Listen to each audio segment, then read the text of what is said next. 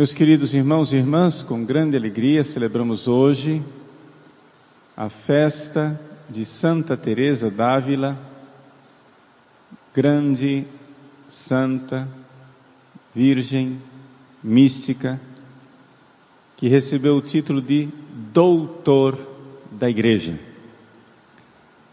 Gostaria de comentar o início da vida de Santa Teresa, porque, claro, comentar os seus 70 e tantos anos de vida seria muito longo, mas porque é de grande proveito ver como Deus iniciou a sua obra na vida de Santa Teresa d'Ávila. Para que ninguém confunda as Teresas, eu estou falando de Santa Teresa d'Ávila, uma santa que viveu no século XVI, nasceu em 1515, na Espanha. Outra coisa é Santa Teresa do Menino Jesus, Teresinha, que é francesa do século XIX, só para se localizar. Uma é filha da outra, mas enfim, muitos séculos de distância. Santa Teresa d'Ávila teve pais muito bons. O pai dela, viúvo, casou-se a segunda vez com a mãe, Beatriz, e Beatriz teve 10 filhos. Então, ao todo, eram 12 irmãos. Acontece, porém, que a criação deles foi uma criação muito boa, muito católica, muito santa.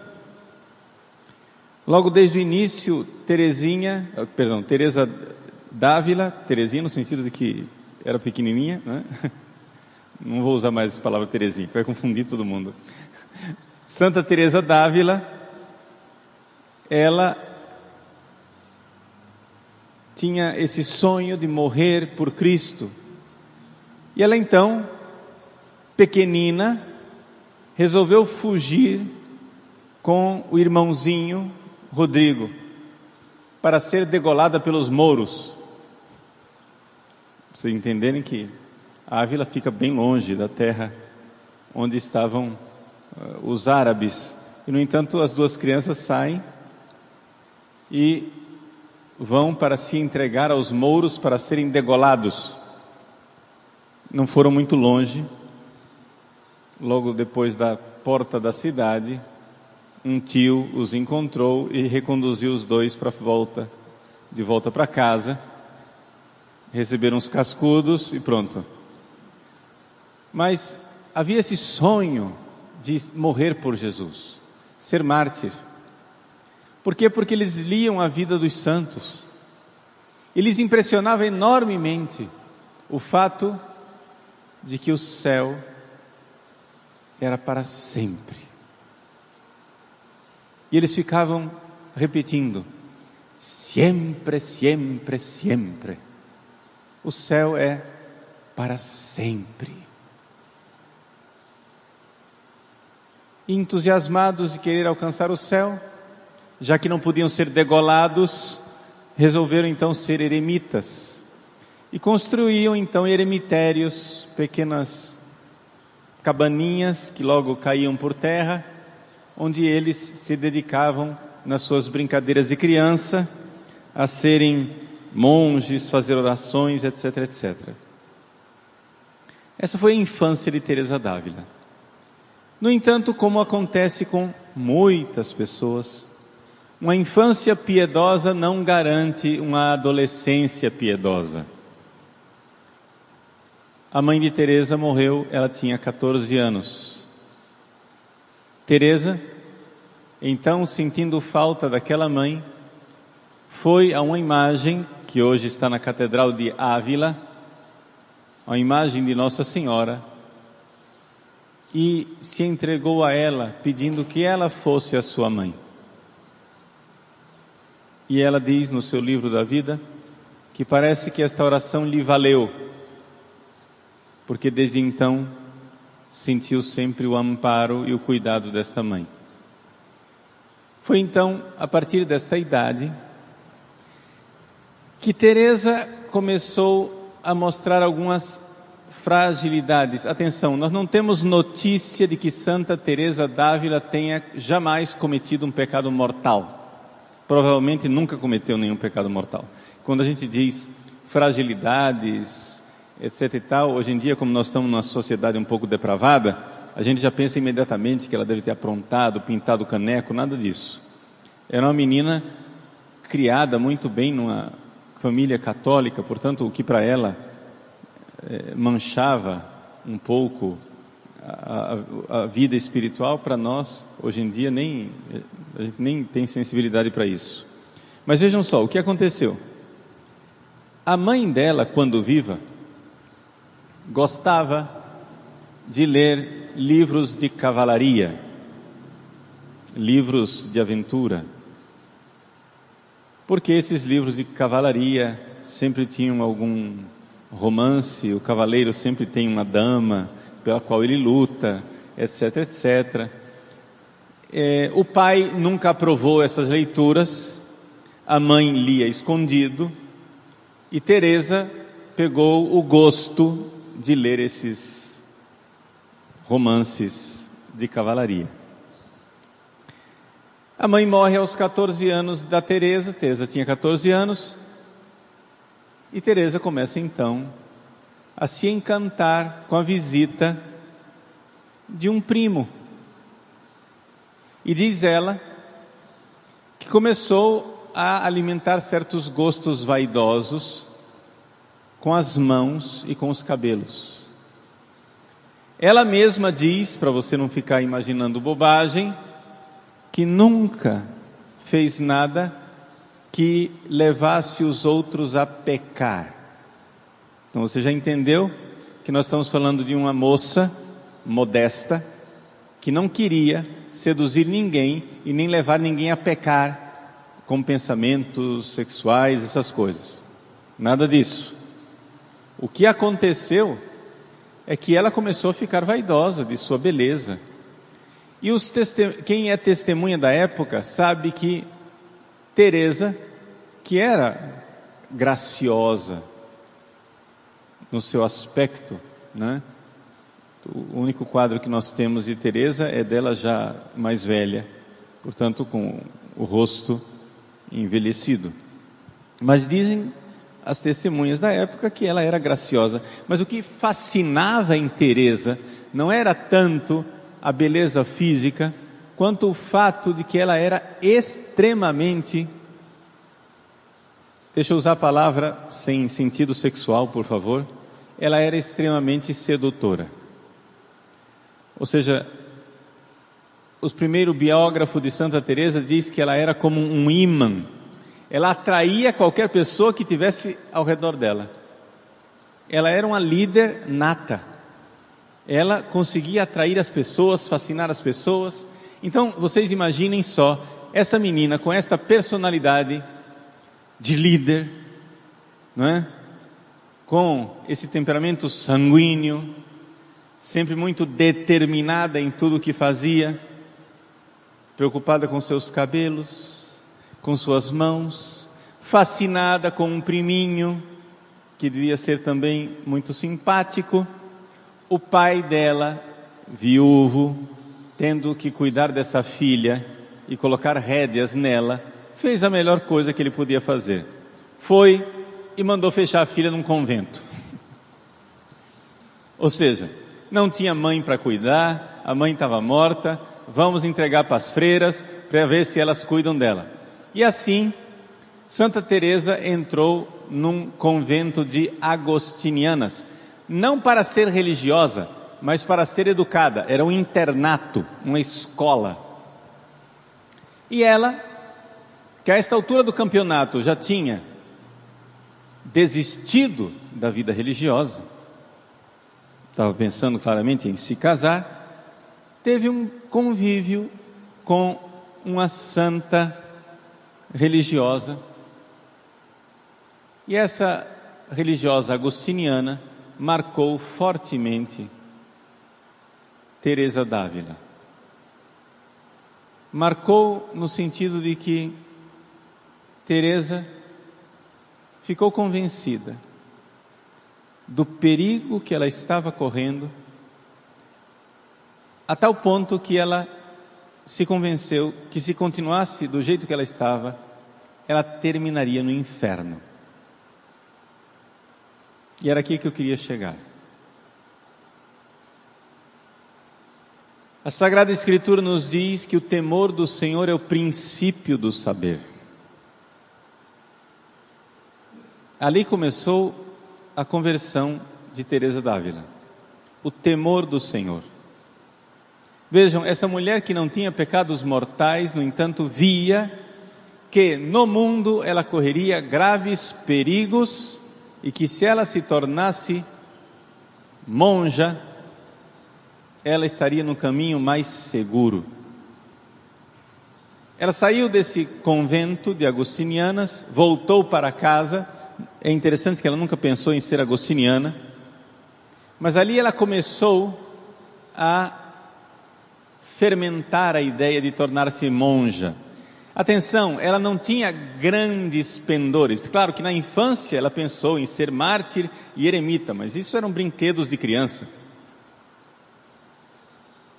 Ela viu que podia se casar, ser mãe de família, etc, etc, mas que aquele caminho era um caminho inseguro e ela queria um caminho seguro para o céu. E assim se decidiu. Se decidiu com aquelas decisões bem teresianas, determinada determinação. Expôs a sua ideia de que ela queria entrar no convento das Carmelitas, o convento da Encarnación, que ficava fora dos muros de Ávila. E o pai se opôs. O pai disse: não, de jeito nenhum, para com isso, deixa disso, larga disso, eu tenho a sua irmã menor, você está me ajudando a criar a sua irmã menor, fica por aqui mesmo. Teresa então foge pela segunda vez. Fugiu a primeira vez até a esquina e foi pega porque queria ser decapitada pelos mouros. A segunda vez ela fugiu, no dia 2 de novembro, dia de finados, ela saiu de casa, fugida do pai, e entrou no convento da Encarnação. Não pensem que foi uma decisão fácil. Ela mesma descreve que a sua entrada no convento, ela sentiu como se fossem lhe desconjuntar os ossos. E para a ideia que ela tinha de sofrimento, então, diz ela, eu não acho que a dor da morte seria menor do que aquilo. Ou seja, foi uma morte para ela. Então entrar no dia de finados realmente foi a escolha de um bom dia. Ela entrou no convento com medo de ir para o inferno, achando que aquele era o melhor caminho para ser salva. Vejam, nós hoje em dia temos uma tendência de pensar assim: nossa, então ela não tinha vocação. Resposta: sim, ela tinha vocação. Deus não chama as pessoas já maduras. Deus atrai as pessoas com aquilo que Ele quer atrair. Tem gente que entra no convento porque acha o hábito bonitinho e entra lá por uma vaidade ridícula. Santa Teresa d'Ávila entrou por uma grande virtude, o primeiro dom do Espírito Santo, o temor do Senhor, o medo de ofender a Deus e ir para o inferno. O temor do Senhor é o princípio do saber. E muita gente hoje não progride espiritualmente porque não começa do começo. Porque não começa sabendo que o temor do Senhor é o princípio do saber, querendo não ofender. Veja, quando você tem um filho, você tem uma filha, a primeira coisa que você tem que fazer seu filho e sua filha fazer é respeitar você. Depois, ele vai amar você. Mas hoje em dia os pais querem ser amados sem antes serem respeitados. É impossível isso. Me desculpa. Ame seu filho, ame sua filha, mas o seu filho e sua filha também tem que temer você. Você tem que se fazer respeitar. Por quê? Pense bem na lógica das coisas. É impossível você amar uma pessoa que você não respeita. Se eu não respeito a pessoa, como é que eu amo? O primeiro andar é o respeito, o segundo andar é o amor. Mas como é que você quer construir o segundo andar sem o primeiro? O mínimo que você faz por uma pessoa é respeitá-la. Aí depois que você respeitou, você chega e diz: não, agora eu vou amar. Mas os pais modernos não querem ser temidos. Os pais modernos não querem ser respeitados. Os pais modernos querem ser cúmplices dos seus filhinhos. Ai, mamãe é tão boazinha, papai é tão bonzinho. E assim, nessa cumplicidade, o seu filho cresce e não respeita você. E não respeitando você, não se preocupe, nunca amará de verdade. Também nós devemos temer a majestade de Deus. Santa Teresa d'Ávila, por toda a sua vida, chamou nosso Senhor Jesus Cristo, o seu divino esposo, a quem ela amava ternamente, de Sua Majestade, Sua Majestade. Sabendo da imensidão, da grandeza, da glória. Por quê? Porque todos nós temos que tremer diante da majestade divina. Saibam, meus irmãos, que o temor do Senhor, que é um dom do Espírito Santo, irá permanecer inclusive no céu. Digo mais, até a humanidade de nosso Senhor Jesus Cristo. Jesus é Deus que se fez homem, mas a alma humana de Jesus, que é a alma de uma pessoa divina, mas a alma humana de Jesus, no céu, treme diante de Deus. Porque é a única reação de uma alma criada diante da majestade divina. O temor do Senhor, os 7 dons do Espírito Santo permanecem no céu para sempre. E portanto, o primeiro dom do Espírito Santo que tem que aparecer nas nossas vidas é o temor do Senhor. Depois do temor do Senhor, aí vem a piedade. Ou seja, a este Deus que eu temo, adoro e reconheço a grandeza e a majestade, eu entrego a minha vida em confiança filial, como um filho piedoso que confia no Pai bondoso. Mas aí já é o segundo andar, é a piedade, que na verdade são 2 aspectos, o temor e a piedade são 2 aspectos da mesma realidade. Gostaria de concluir com aquilo que a própria Santa Teresa nos diz a respeito do seu relacionamento com Jesus. Vejam, é evidente que a coisa começa com o temor, mas deve depois, finalmente, fazer brotar os frutos do amor. O amor de Deus. E é através da humanidade de nosso Senhor Jesus Cristo que Teresa então demonstra todo o fruto daquilo que foi essa vida que iniciou tão desastrada um pouco. Ela entrou no Carmelo, lá ficou doente por um bom tempo, aprendeu a rezar mais do que a comunidade, e na oração, que ela define como sendo um trato de amizade com quem sabemos que nos ama, ela foi crescendo espiritualmente. Mas um traço da espiritualidade de Santa Teresa é nunca perder de vistas a humanidade de nosso Senhor Jesus Cristo. Então ela diz assim: com tão bom amigo presente, com tão esforçado chefe, tudo se pode sofrer. Ela está falando de Jesus. Serve de ajuda e dá esforço, a ninguém falta, é amigo verdadeiro. Então vejam, sempre tenho visto claramente que para contarmos a Deus e para que nos faça Ele mercês, quer que seja por intermédio desta humanidade sacratíssima, na qual declarou Sua Majestade ter posto suas complacências. Santa Teresa está dizendo: vocês querem crescer espiritualmente, o caminho da espiritualidade passa sempre pela humanidade de Jesus. Tenho em Jesus este bom amigo. E como fazer na prática? Concluo dizendo que nós precisamos meditar sobre o quanto Jesus nos amou muito concretamente na sua paixão, na sua vida aqui na terra. Ela diz assim: